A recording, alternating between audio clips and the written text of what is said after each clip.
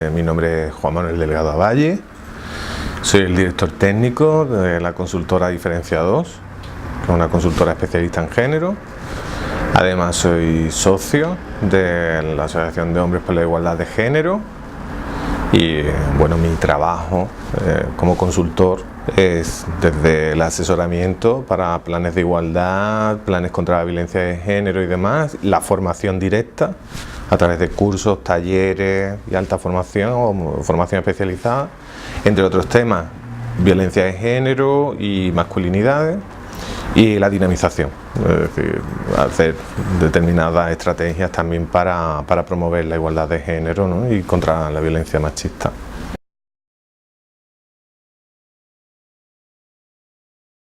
Entienden que no son machistas porque hay una deshabilidad social y entienden, saben perfectamente lo que tú quieres escuchar y porque ha habido un trabajo previo de sensibilización y se sabe, en la mayor parte de los casos se saben la lección, la tienen aprendida. Lo que ocurre es que luego cuando hablas de casos concretos de lo cotidiano, etcétera, etcétera, siguen manteniendo pues los roles y las estereotipias, pues que parece mentira que a la altura que estamos pues todavía se hayan perpetuado, no lo sigan manteniendo. Sobre todo porque son conductas muy machistas, pero conductas muy machistas con otros oropeles, con otros envoltorios distintos a los que antiguamente aparecían.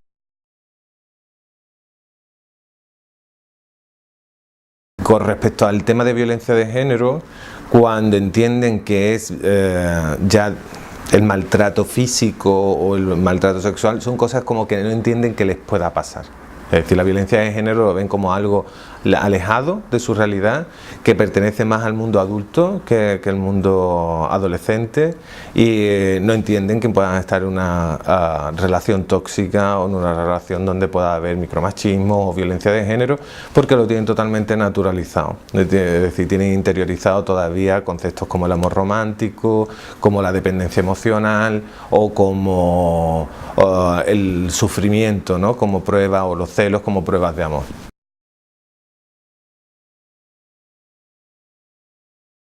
Sobre todo lo que intentamos trabajar con adolescentes es que contemplen, que hagan un análisis crítico de cómo se nos ha educado, de cuál ha sido la socialización de género, cómo a las chicas se les ha educado para la dependencia emocional, para la tolerancia, la pasividad ante determinadas conductas. Y con los chicos, como te decía, se trabaja también de forma segregada, porque la transmisión del mensaje es: el amor no es sometimiento, el amor no es control. Hacer un autodiagnóstico, ¿no? Realmente de cómo están manteniendo relaciones con las chicas y verse, ¿no? También se trabaja mucho con ellos el tema de la empatía y la gestión emocional, ¿no? De los miedos, ¿no? Cómo traducen los miedos en ira, cómo traducen los miedos a la pérdida a través del control, ¿no? Y en esos primeros estadios ver cómo, aun estando en etapa de noviazgo, sí están manteniendo relaciones poco saludables y sobre todo poco alineadas con el tema de la igualdad.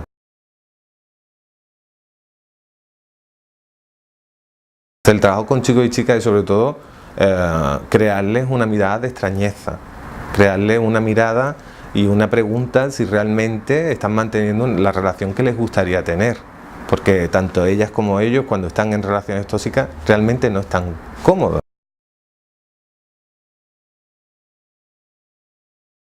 Cuando trabajo con chicos, y también lo hago cuando lo trabajo con hombres, que el hecho de la masculinidad no es solo y exclusivamente un solo pasillo por el que puedes discurrir, sino que hay muchos pasillos, hay muchas formas de masculinidad que sean proigualitarias, sanas y sobre todo que nos hagan personas más felices, ¿no? Personas más centradas, ¿no? en el apoyo mutuo, en la empatía, en el cariño, la ternura, en el respeto, y alejados, ¿no? de la violencia, el control y el sometimiento.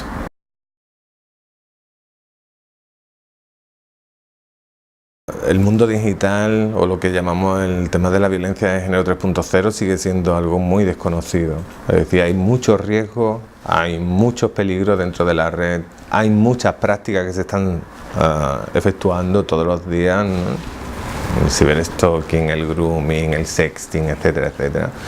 Y entonces que conozcan realmente cuáles son esa vulnerabilidad que tiene las redes, ¿no? Para que cuando entiendan que eso que han naturalizado dentro de las redes sociales y dentro del mundo digital, ¿no? Y de su propia identidad digital, cuando entiendan que realmente que lo que les está pasando o lo que están produciendo en el caso de los chicos no es algo ni normal, ni algo saludable, ni tolerable, que entiendan que les está pasando y que denuncien, o que sepan que esos son delitos, que es importante cubrir lo que es tu intimidad, igual que cubrimos la intimidad, yo le digo la intimidad analógica, ¿no? Es decir, tu cuerpo, tu DNI, ¿no? Pues lo tienes guardado, muy guardado. Cuidado con la exposición que se hace, ¿no? ¿Qué exposición haces de tu identidad digital a través de tus vídeos, de tus experiencias, tus gustos, tus preferencias, tu geolocalización, etcétera, etcétera? Primero que hagan ese análisis realmente de qué grado de exposición están haciendo dentro de las redes sociales, que conozcan cuáles son las prácticas más comunes del ciberacoso, etcétera, etcétera, y luego que denuncien. Es decir, tienes que cortarlo a través de la denuncia. Por eso hay una policía de delitos informáticos y están las IP para poder localizar quién está produciendo ese delito y sobre todo que se protejan, ¿no? Que se protejan, tanto ellos como ellas, que se protejan ante ese tipo de conducta.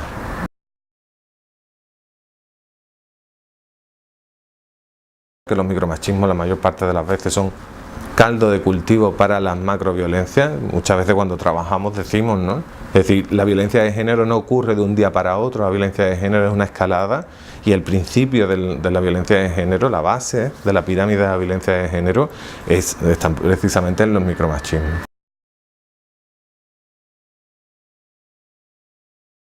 Los micromachismos se nos cuelan, ¿no? De una forma muy sutil la mayor parte de las veces, ¿no? Y lo tenemos tan normalizado y tan naturalizado que ni siquiera entendemos que son micromachismos. Por otra parte también habría que ver, porque si son realmente micro son macro, dependiendo del grado de sensibilidad o de conciencia de género que tengan, ¿no? De nuevo, conocerlo, detectarlo y desactivarlo.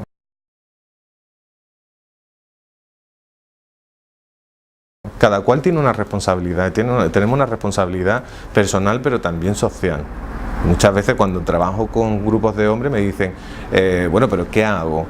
Primero ser, ¿no? Es decir, tú tienes que estar en esa conciencia de realmente si tú estás cometiendo un micromachismo directo, indirecto o incluso de crisis con respecto a tu vínculo, con respecto a tu pareja. Pero luego también cada cual en su puesto de trabajo, en el caso de los medios de comunicación, el hacerlos ver, ¿no? Cómo un comentario tiene mucho de trasfondo ideológico, un chiste, una broma, un desequilibrio en el reparto de tareas domésticas y de cuidado dentro del hogar, ¿no? Y como muchas veces los colamos pues en nombre del amor o en nombre del paternalismo.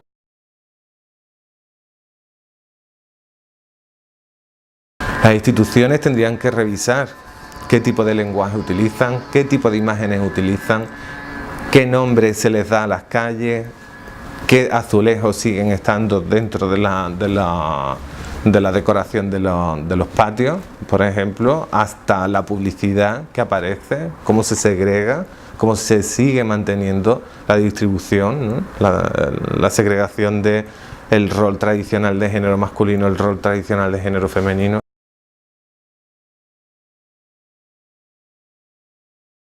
Para entender que algo, una conducta es micromachista o es sexista, yo siempre propongo la regla, ¿no? La regla de la inversión, ¿no? Dicho de forma doméstica, el darle la vuelta al calcetín. ¿Eso lo dirías si fuera un hombre? Ese tipo de conducta o ese tipo de broma o ese tipo de zancadilla, ¿se lo pondrías también si fuera un hombre? Ese tipo de tratamiento.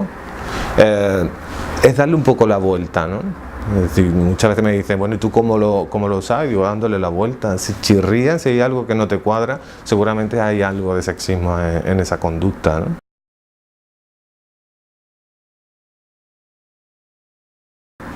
sobre todo el control, a través de geolocalizadores, por ejemplo, a través de los móviles, se suele utilizar.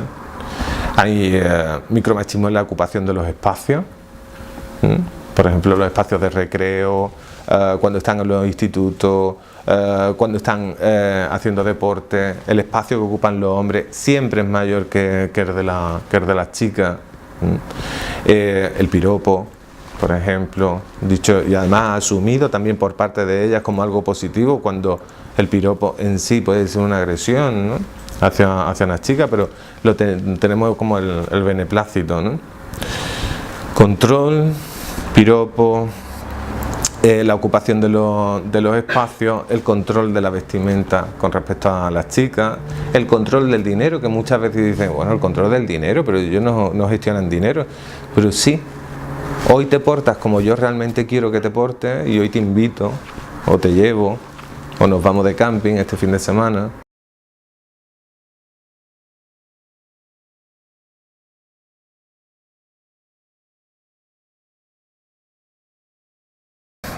En primer lugar, nombrar las cosas por su nombre. Es decir, si estamos hablando de violencia de género, estamos hablando de violencia de género, no estamos hablando de violencia doméstica, no estamos hablando de violencia en términos genéricos, ni estamos hablando de eso que antiguamente se decía y que ya sé que no hacéis, que es hablar de crímenes pasionales, ¿no? Ni la mató porque la quería mucho, ni porque era suya, ni nada de eso. O sea, algo que se quedó en el pasado, y a mí me gustaría que ya también se quedara en el pasado, pues nombrar a violencia de género como violencia doméstica. La violencia de género tiene un sinónimo, que es violencia machista, que se puede también utilizar, o violencia contra las mujeres, y eso me parece importante. Luego nombrar también cuando se habla de mujeres que son víctimas mortales de violencia de género, hablar de mujeres asesinadas y no hablar de mujeres muertas. Las mujeres no mueren por violencia de género, son asesinadas por violencia de género, por el mero hecho de ser mujeres.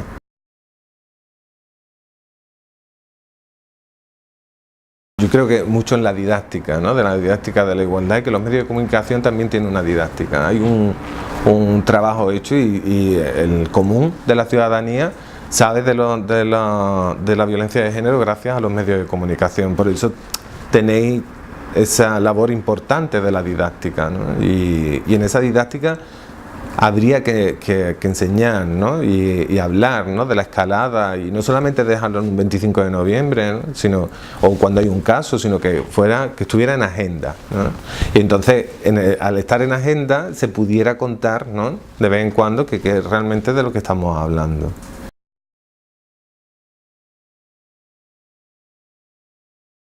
Que haya violencia de género no es algo que sea ni esporádico ni algo que sea un suceso. A mí me parece que la violencia de género es algo estructural, que está en el día a día de nuestra sociedad, desgraciadamente, que es algo transversal y que por lo tanto no debería de estar en el apartado de suceso, tendría que estar en nacional. Y ocupar el espacio donde están las hard news, ¿no?, que le llamáis, ¿no? Es decir, en portada, igual que cuando había asesinatos por violencia terrorista, aparecía en nacional, porque es un asunto nacional.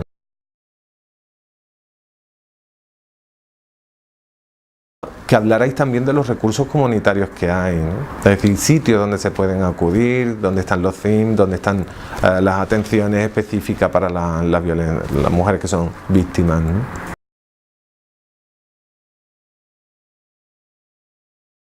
Si tuviera que informar y necesitara a la vez formarme o informarme, yo tiraría de personas expertas y no preguntaría tanto a la vecina o a alguien de forma circunstancial, ¿no? Evitaría, por ejemplo, los comentarios positivos con respecto al maltratador, ¿no? Ah, pues era buen padre, o era buen compañero, era buen vecino.